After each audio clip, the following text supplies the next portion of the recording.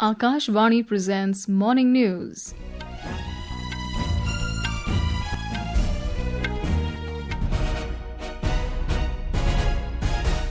Good morning. I am Saira Mujtaba.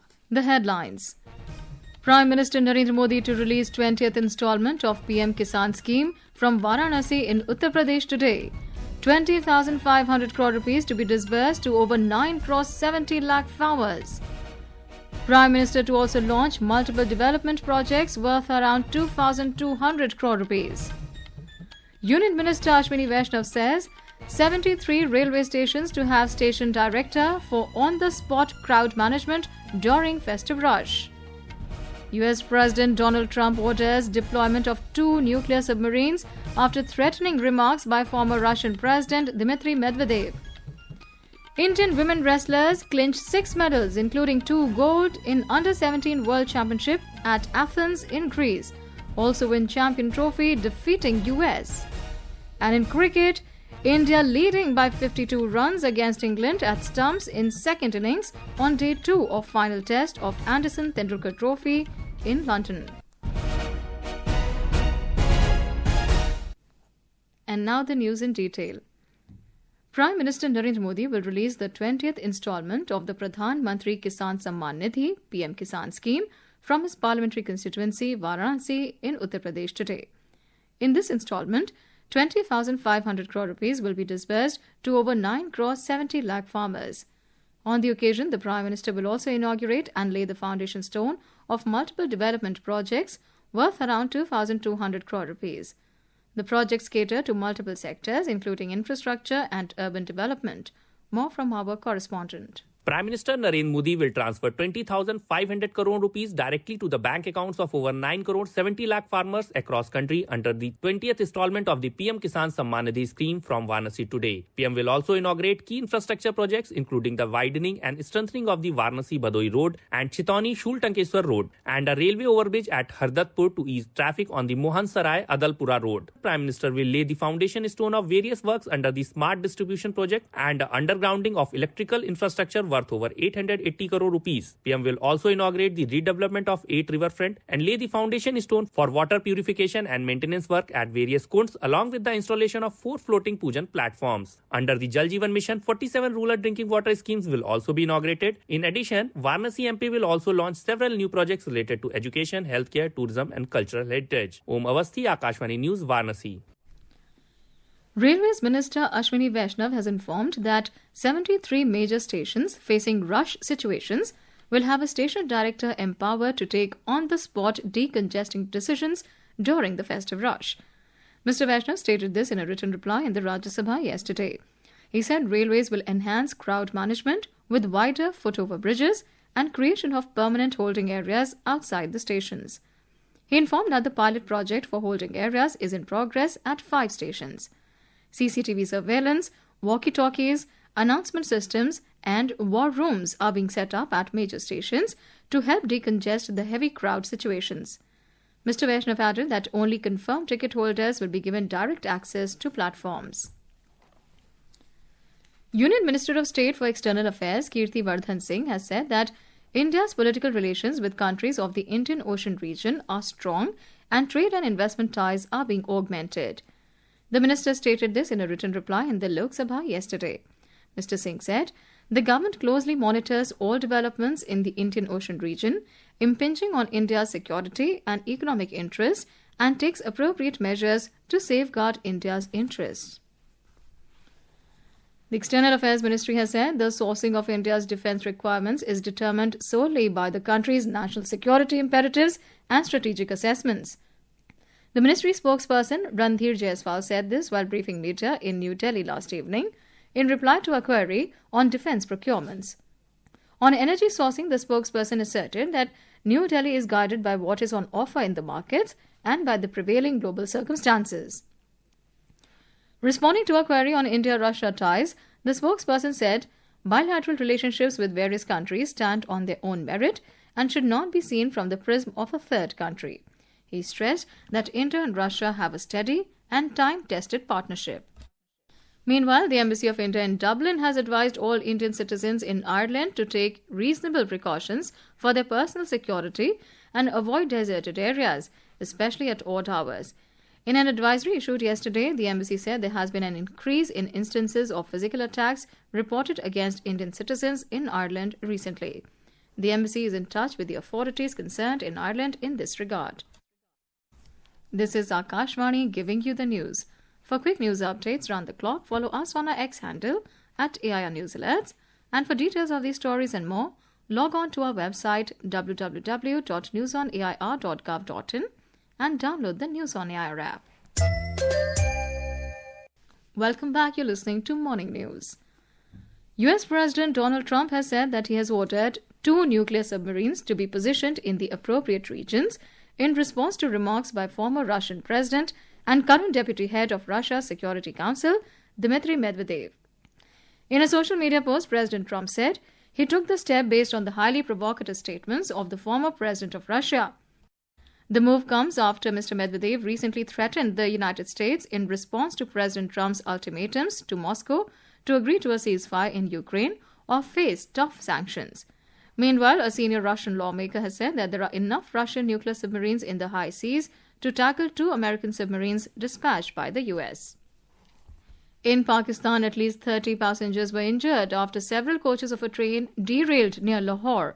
According to the Pakistan Railways, at least 10 coaches of the Islamabad Express, which was going towards Rawalpindi from Lahore, derailed in Sheikhupura last evening. Rescue operations are underway. Back home in Sikkim, preparations are underway to open the Shola and Doklam regions for domestic tourists under the centre's Bharat Ranbhumi Darshan scheme. Official sources confirm that Doklam, Shola and Nathula have been identified as key destinations for a new battlefield tourism circuit in the state. We have a report. Doklam, that witnessed the standoff between the Indian and Chinese troops 8 years ago, will be open for tourists under the Bharat Ranbhumi Darshan scheme. This place is located at nearly 14,000 feet altitude and approximately 70 kilometers away from the capital Gangtok. On the other hand, Sola is a must-visit for history buffs, adventure enthusiasts and nature lovers for its captivating landscapes and rich heritage. The Sikkim government and the Indian Army are developing both the places to welcome tourists by the end of next month. Despite difficult terrain and weather conditions, construction of parking space, restroom and cafeterias are on to welcome the tourists in the historical places in Sikkim. Manas Pratim Sarva, Akashvani News, Gangtok.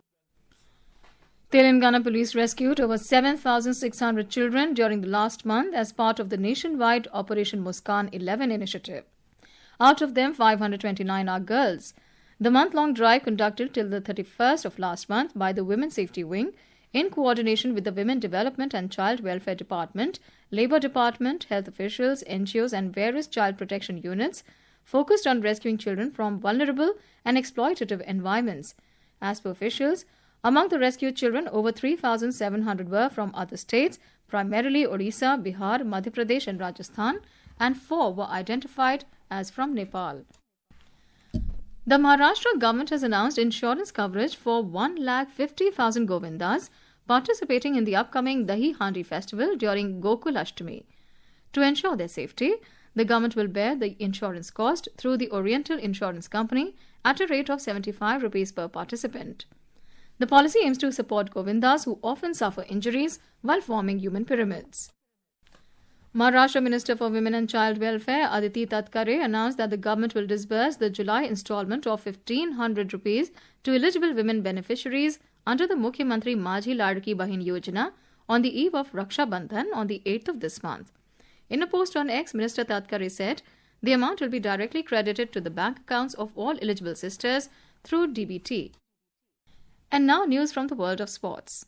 The Indian women wrestlers have showcased their dominance on the world stage, securing a total of 6 medals including 2 gold, 3 silver and 1 bronze in the 2025 Under-17 World Wrestling Championship at Athens, Greece. Rachna claimed gold in the 43 kg category and Ashwini Vaishnaw clinched the yellow medal in the 65 kg category. Moni in the 57 kg, Kajal in the 73 kg and Yashita in 61 kg each won silver, while Komal Verma earned a bronze in the 49 kg category. The Indian women's wrestling team clinched the Champions Trophy with 151 points, while the USA finished as runners-up with 142 points. Meanwhile, male wrestler Hardeep made history by winning a gold medal in the Greco-Roman style 110 kg category, becoming the first Indian to win the yellow medal in the heavyweight category in this style. On to cricket, India will resume their second innings play at the overnight score of 75 for 2 against host England on the day 3 of the fifth and final test of the Anderson-Tendulkar Trophy at the Oval in London today. The match will begin at 3:30 p.m. Indian Standard Time. At stumps, on day 2 yesterday, India were leading by 52 runs with Yashasvi Jaiswal standing at the crease, unbeaten on 51 runs, and joined by Akashdeep, who was at 4.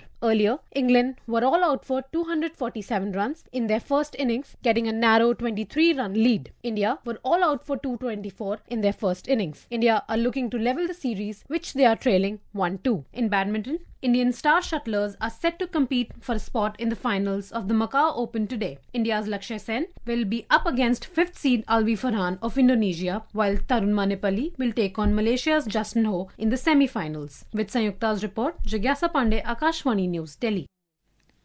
Monsoon activity has intensified again in Himachal Pradesh, triggering continuous rainfall and landslides. Over 280 roads, including 2 national highways, have been closed across the state.